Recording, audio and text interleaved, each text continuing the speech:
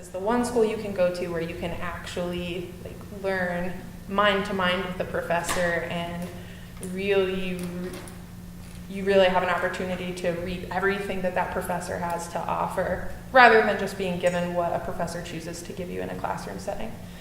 So I called, and guy in admissions answered and wanted to know how my day was, and I was used to the Ivy League office that was, well, what's your SAT, what's your GPA, and he just wanted to know how my day was and tell me about his fishing experience, and told me I could apply that afternoon and that they'd let me know in a week. And it was May of my senior year of high school, and I applied and decided I was coming here and visited. And for me, I wanted a school in New England, and I wanted like the best education. And after I fell completely flat on my face in front of everyone who I was seeking approval from, Marlboro was the one school that sold me on I was still going to get the best education available, and it was going to be really awesome, and no one else was going to have this cool of an experience, so I would still get to brag about that. Mine was a little more straightforward, I guess.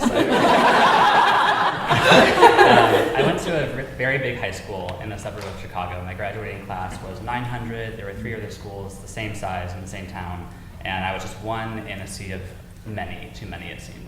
And I wanted a much smaller experience, which we got here, and I also knew I wanted to write. And this had both. I heard about this place from my dad's now ex-wife, who went here in the early 90s, and she heard me talking about how I didn't like big public schools, didn't want to go to a big university, and wanted somewhere where I could just focus on my academics. I was very easily distracted in most of my public education, and I knew that if I was in the city, I wouldn't do very well. And so I just buried myself away in Marlboro College for a few years and got the education I wanted. I am a transfer student, or a transfer student, I guess I'm not a student anymore.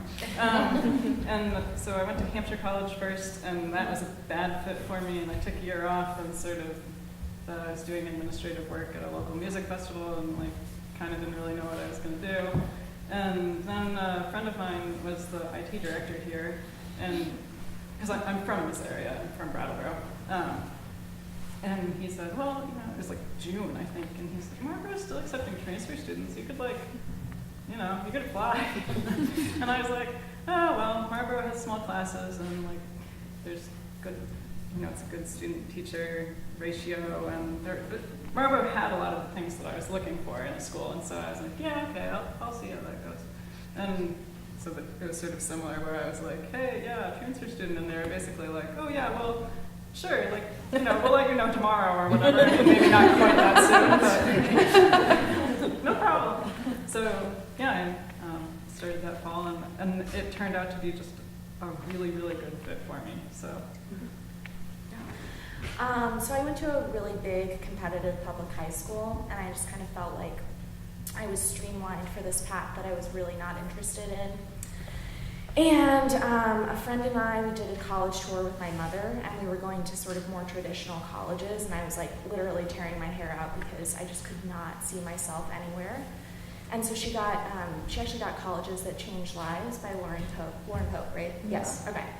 And she found Marlboro, and we took a tour, and our tour guide, I remember she lifted up her arm, and she'd totally grown out all of her armpit hair. And I was like, this is the school for me.